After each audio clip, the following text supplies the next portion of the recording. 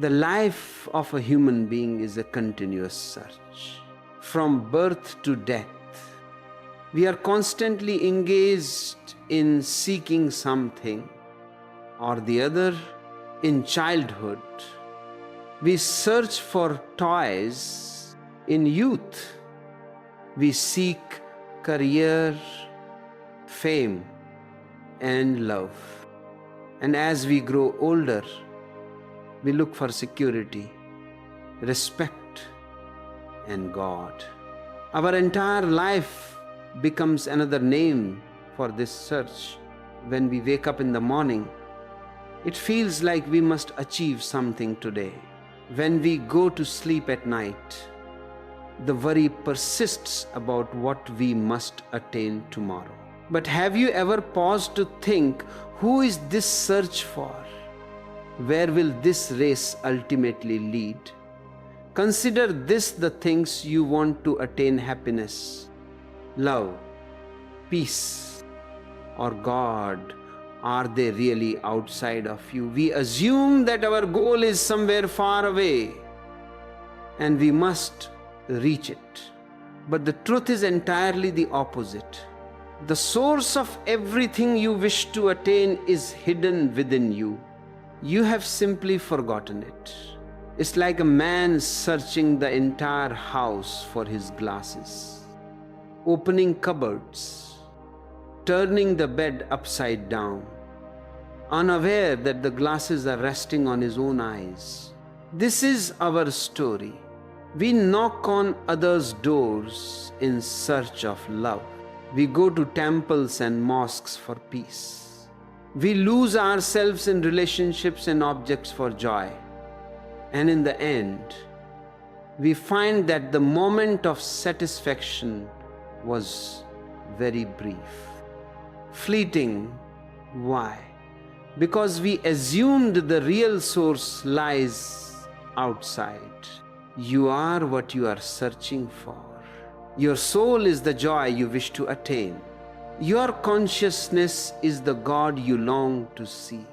But from childhood, society has convinced us that happiness lies outside in a person, an object, an achievement, or some heavenly place. So, unknowingly, we keep running outward. The truth is very simple. The more you run outward, the farther you move from your inner self. The first step to ending this search is to pause and look at yourself. When you turn inward, you realize there is no need to attain any destination. What you were striving so hard to achieve was already yours. All it takes is a moment of awareness, and the veil lifts. From childhood, we are taught that we must become something in life, achieve something. Parents say, get good grades, then people will respect you. Schools say, excel in competitions, only then will you be called successful. Society says, earn money, build a big house, only then will you have an identity. Gradually, this belief embeds itself deeply in our minds that our happiness, our peace, our worth all depend on external achievement. We assume that the meaning of life is to accomplish something, to reach some goal. That's why the whole world is caught in a race. Some want heights in their career. Some seek stability in relationships. Others chase fame and power. Even religion seems to tell us the same: attain God, earn heaven, accumulate virtù. And we think that if we gain something outside, the emptiness within will be filled. But the more we run in this external race, the more we feel something is still missing. Look closely. When you achieve a goal, you feel happiness for a while. A new car, a new job, a new relationship, all seem exciting for a few days. But soon, the mind starts searching for a new goal. This search never ends. It's like a mirage in the desert. From a distance, it seems like there's water. But when you get closer, you realize it was just an illusion. External happiness is the same. The moment you attain it, you realize it's not what you thought it would be. Your real home is within. Peace, love, joy. These are the fragrance of your own soul. But we stand outside the door, constantly running outward. External things are not bad. They can be enjoyed. But making them the foundation of life is the root of suffering. Because everything external is subject to change. Money, fame, relationships, the body, all are perishable. What changes cannot provide lasting happiness. True wisdom is realizing that what you are searching for cannot be found outside. You don't need to abandon the external race, but you must free yourself from its grip. When you turn inward, you will see that the joy you scoured the world for was always in your heart. This is the moment where the real search begins. The greatest orchestrator of this external race is our own mind. The mind is very clever. It constantly pulls us forward or backward.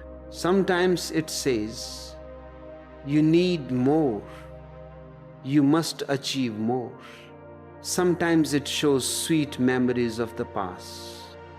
And sometimes it paints golden dreams of the future. Have you noticed? The mind never likes to stay in the present. It either narrates stories of yesterday or makes plans for tomorrow, because the mind's entire strength lies in keeping you away from this moment. Think about it when you dwell in the past. What happens? Either regret arises, I wish I hadn't done that, or a longing for those good moments. When you imagine the future, hope and fear come together.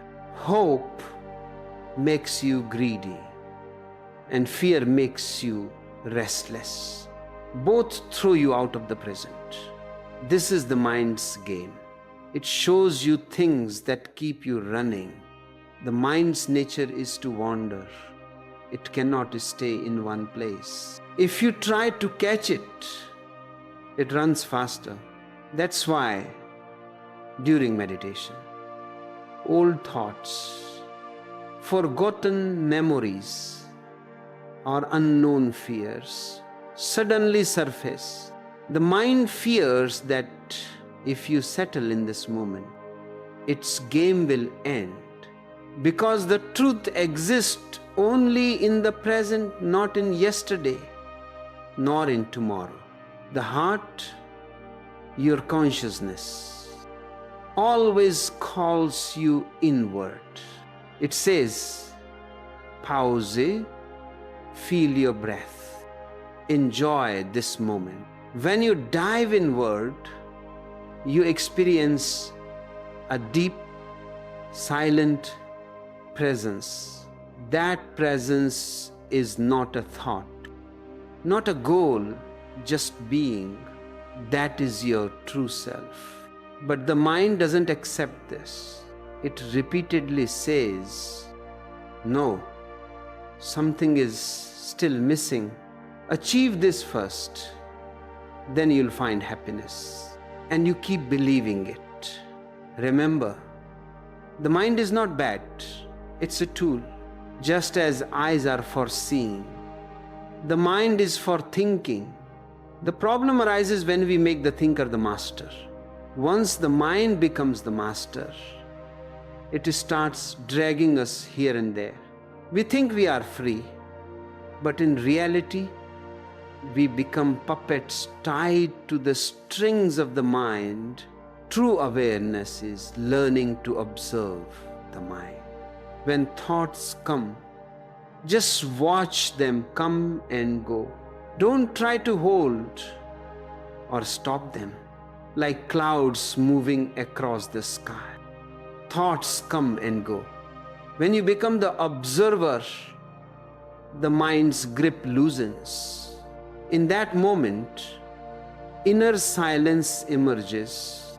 As long as you keep listening to the mind, the search will remain incomplete, because the mind will always send you outward, and nothing outside is permanent. But the day you learn to see the mind as just a tool, the game changes, the search ends, and you realize that what you were seeking was always within your own presence. When we understand that the mind is constantly driving us outward, the next question arises, what now? How do we stop this external race? The answer is very simple, and that's its beauty. It doesn't begin with complex practices, but with the smallest, simplest step, pausing. Our entire life is spent running.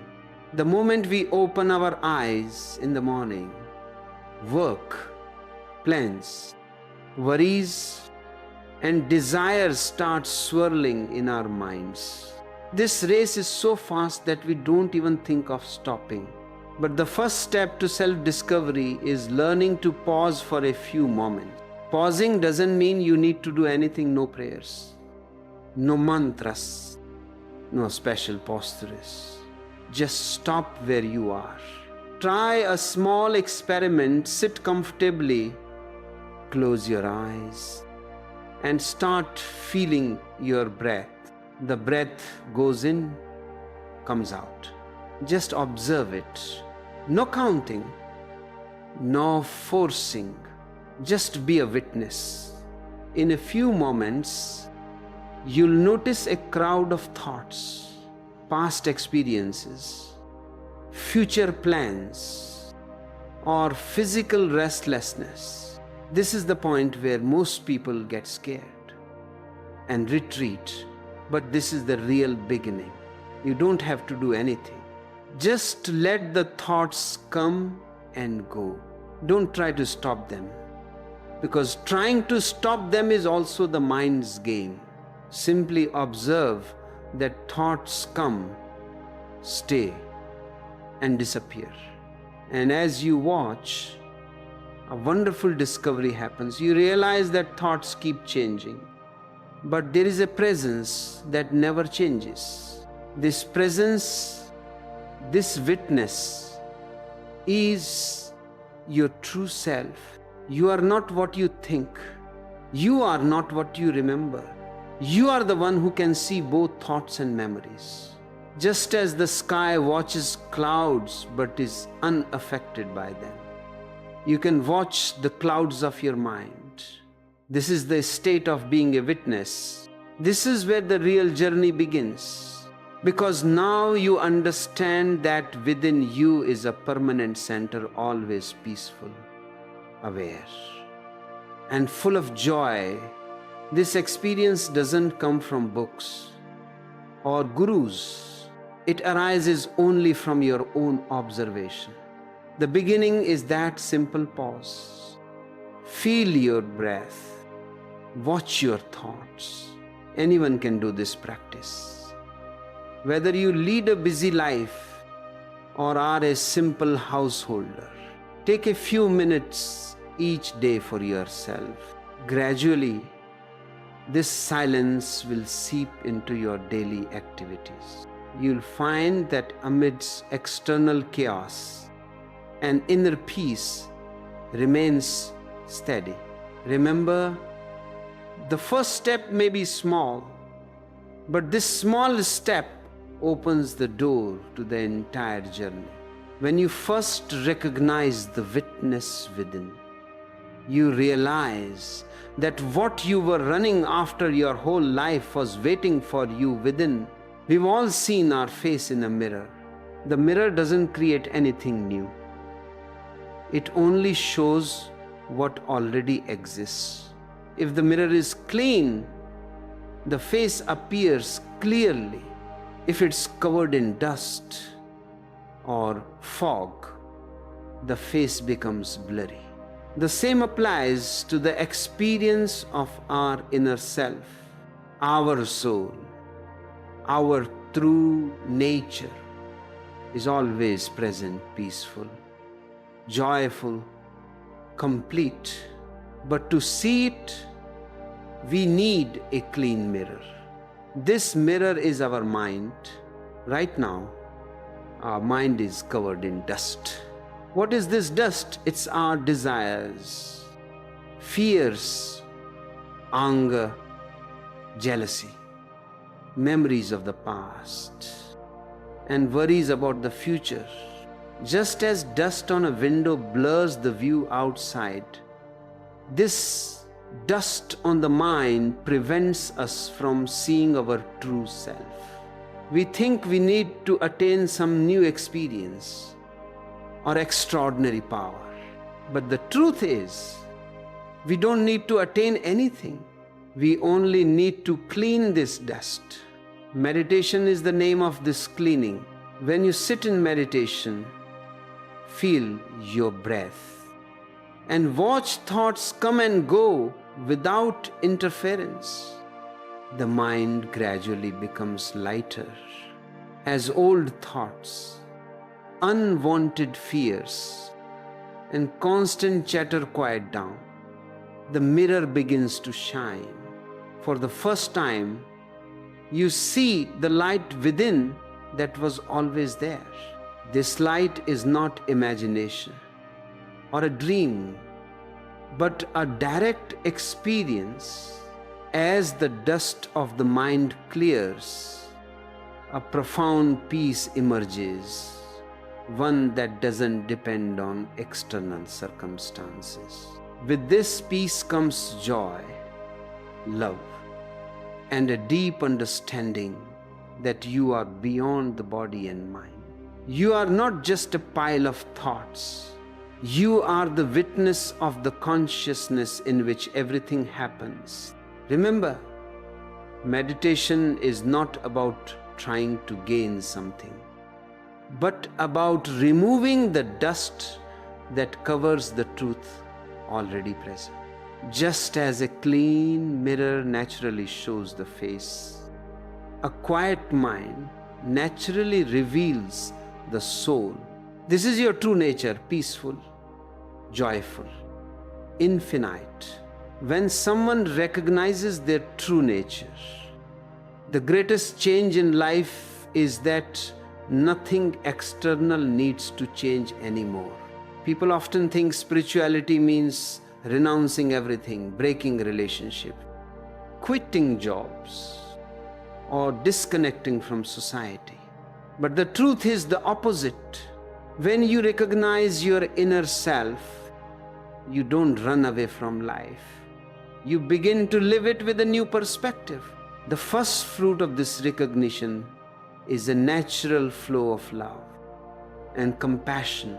The love we knew before was mostly conditional. We loved someone expecting respect, attention, security, or companionship in return. This is why small differences often broke relationships. Before inner recognition, our love was more like a transaction. But once you recognize the peace and completeness within, you realize you don't need to gain anything. You are already complete. When there's no sense of lack in the mind, love flows naturally. This love is not for a specific person. It's for every part of existence: trees, plants, animals, humans, even the air and sky. A deep compassion and respect arise for everything. You see that every being is a part of the same consciousness you are made of. This experience is the root of compassion. Compassion doesn't mean pity, but a sense of oneness. When you see that the other is the same as you naturally want their well-being. Relationships transform wonderfully. Where they once felt like burdens, they become celebrations. You no longer give love expecting something in return. But because love flows from within you, like the fragrance of a flower spreads effortlessly, the love within you spreads to everything around you. This love is not bound by any religion or doctrine. It simply is, like the sunlight that shines equally on all. This new fragrance also permeates work and responsibilities. What once felt like a burden becomes worship, because now you see the same consciousness in every action. Cooking, managing the home, going to the office all become part of a spiritual practice. The external life remains the same, but your perspective changes. And this change transforms life into a celebration. Remember, this love and compassion don't arise from practice. They come from experience, not effort. As you recognize the completeness within, love and compassion bloom naturally. This is the most beautiful fruit of recognition, a love that is unconditional, without demands, and without end. The greatest illusion in life is that we take the world we see as the ultimate truth. From childhood, we are taught that success, money, family, and prestige are the goals of life. But the world is not the goal. It's merely a means. This doesn't mean you should abandon or escape the world. It's important to understand that it's only a game, a stage where we come to experience, learn, and recognize the truth hidden within. People often ask, if everything is within, what's the importance of this world? This question is natural because the mind always wants to hold on to something. It says, if the world isn't real, why build a house? Why raise a family? Why work? But this is the depth of understanding. A player doesn't abandon the game. They participate fully, knowing it's just a game. For example, when a child plays, they play wholeheartedly, but know somewhere inside that the game will end. They don't become arrogant in victory or break down in defeat. This wisdom is needed in every aspect of life. Home, family, work, relationships. These are all means. They give you experiences, shape your consciousness. But the moment you make them the goal, suffering begins.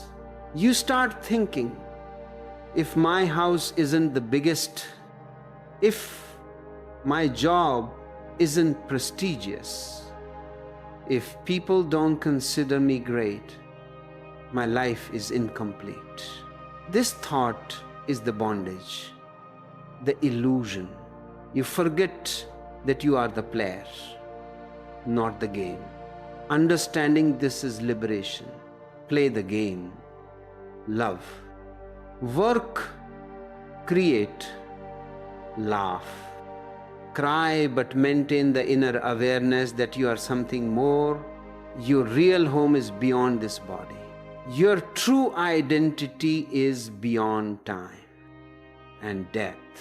Then a deep balance comes into life. You can live fully in the world, but an unshakable peace remains within. Success doesn't make you arrogant. Failure doesn't break you. There's love in relationships, but no clinging. Wealth comes and goes, but your joy doesn't depend on it. This is the end of illusion, living in the world while seeing it as a game. This is the path of a true seeker, neither the renunciation of a monk nor the blind race of indulgence, but a celebration of life with awareness. This understanding liberates you. Be the player. Participate fully in the game. But remember, you are not the game. You are consciousness. People often think meditation is very complex, requiring a special place, long hours, difficult postures, or deep knowledge. But the truth is, the beginning of meditation is extremely simple. Meditation is not a technique, but a natural experience. All it takes is little time and a sincere heart. First, focus on your breath. Take a deep breath. Exhale naturally. Don't try to control the breath. Just feel how the air goes in and out. With every breath, gently repeat in your mind, I'm here. This simple phrase is the key to bringing you to the present. When you say, I'm here, you remind your mind that neither the past nor the future is real. Only this moment is. Thoughts will come because wandering is the mind's habit. It will bring memories of the past, plans for the future, or daily complaints. Your job is to remain a witness. Don't fight the thoughts. Don't stop them. Let them come and go like clouds in the sky. Just keep watching. This watching is meditation. In the beginning, the mind will seem very active, but in a few days, you'll notice the speed of thoughts slowing down. Your breaths will become deeper and calmer. Your body will feel lighter. A quiet silence will begin to spread within. This is the moment when meditation is born. You'll find that the peace, love, and completeness you were seeking outside were always within you. Meditation is not about attaining something, but recognizing what already is. This practice reminds you that your true peace, joy, and truth were never outside, they were always here, within you. When this inner recognition happens, when the experience becomes alive, that I am what I was searching for, the entire color and form of life change. There's no need for fear anymore. Fear always arises from the worry that something might be lost or something remains to be gained. But when it becomes clear that the real treasure is already within, the ground for fear slips away. The end of fear is the beginning of life. There's no insecurity left. The thought of what others will say or what tomorrow will bring no longer haunts you. You know your real home is within, and this home can never be taken away. Before, life felt like a constant battle against others, circumstances, even your own thoughts. We thought success meant overtaking others. But after recognition, You understand? It was all just a game. Victory and defeat are both temporary. Like children building sandcastles only to see them washed away by waves. They don't cry because they know it was a game. Similarly, when the inner truth becomes clear, external events feel like a game. You participate fully, but remain light within. Life becomes light, not careless, but deeply natural. Where there was once anger, jealousy, or envy, or small things, there's now a smile. No failure can touch your identity. Your existence no longer depends on external achievements. Relationships stop feeling like burdens. Before, we tried to hold on to love, thinking it would complete us. Now, love becomes a natural fragrance flowing from within. You give love because you are love. Work changes too. Before, work was a means to earn money, fame, or security. Now, it becomes a game. You work because it brings joy, because it's an expression of life. When the inner treasure is found, every external action becomes worship. Going to the market, cooking, meeting a friend, every small thing becomes a celebration. The greatest change is that you no longer compete with others or yourself. Life is no longer a race, but a journey. Every moment is complete. This new perspective teaches you to live, not to win, but to truly live. You no longer move toward a fixed goal, but let life unfold in every moment. This is true freedom, where you are what you always were: complete, whole, infinite. I want you to let this sink deeply into your mind and heart. The race of life, the mind's game, meditation, and inner recognition all lead in one direction toward your true nature. Now is the time to bring this into your life and recognize the consciousness within you. First, remember, you are what you are searching for. This is not just a thought, it's an experience.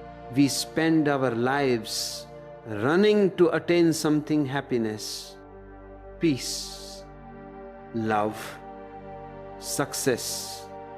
God thinking they're somewhere outside.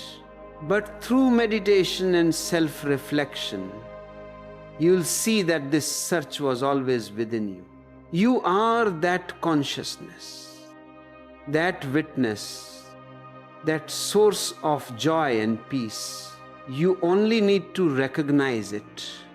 God is not far away. Many think God is in the sky, in temples, in a special place, or in a specific person. But in reality, God is your own consciousness. He is within you in every thought, every experience, every breath. Every experience pulls you toward God. You just need to wake up and see. Meditation is this process of awakening. As your mind quiets and the tangle of thoughts unravels, you feel this consciousness, this peace, this joy that was always there. Turn every day, every step, every action inward. When you cook, feel it before eating. When you talk to someone, feel your presence in their presence. When you step outside, see the inner consciousness in every scene. This practice will remind you that the external world is just a veil and real life is happening within. Remember, this practice happens gradually.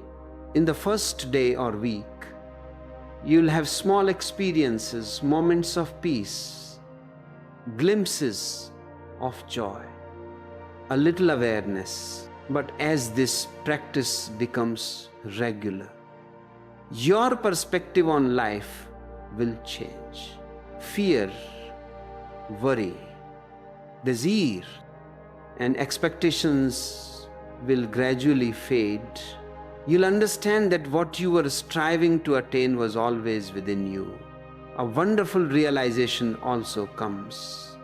The seeker and the sought are not two, but one.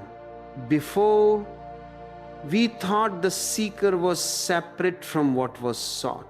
But when consciousness awakens, this illusion ends. You are what you were searching for, and that is your true goal. This experience transforms life completely. Every moment becomes a celebration. Relationships are no longer burdens. Work becomes worship. And the worry about success or failure diminishes. Inner joy becomes permanent. You no longer compete or chase anything, because you know what's real was always yours. This gives you freedom and inner strength. This is what I want to say to you today. Wake up. See, feel, recognize your consciousness in every breath. Do every action with awareness. Look within during moments of meditation. Remember, the external race and struggle are just illusions. Your true peace, love, and joy are always within you. In the end, understand this: what you were searching for is within you. The goal you were running toward is within you. Now, just wake up, see, and experience the true happiness, peace, and completeness of life lie in recognizing the source within you. And one day, suddenly, you'll realize that the seeker and the sought were never two, they were always one. This is true liberation. This is real joy. This is the true life.